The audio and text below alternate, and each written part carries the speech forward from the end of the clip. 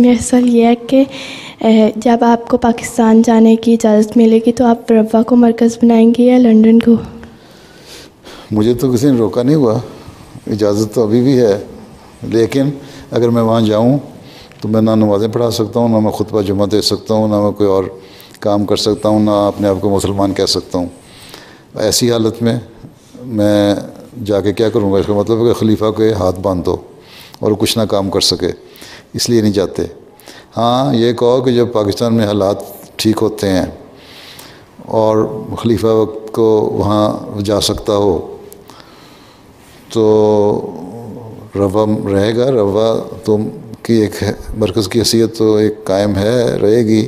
قادیان کی حیثیت بھی قائم ہے، ہو سکتا ہے مجھے موقع ملے یا آئندہ کسی کو موقع ملے اور روا کے بجائے قادیان کو مرکز بنا کے رکھے یا روا میں کچھ عرصے رہے۔ لیکن زمانہ اگر اسی طرح چل رہا ہے، باہر کے ملکوں سے، ترقی یافتہ ملکوں سے زیادہ کچھ عرصے کے لیے تو کم از کم یہی ہوگا کہ زیادہ موقع ہیں دنیا میں پھرنے کے، دنیا سے رابطہ رکھنے کے، دنیا کو کنٹرول کرنے کے، جماعت کو۔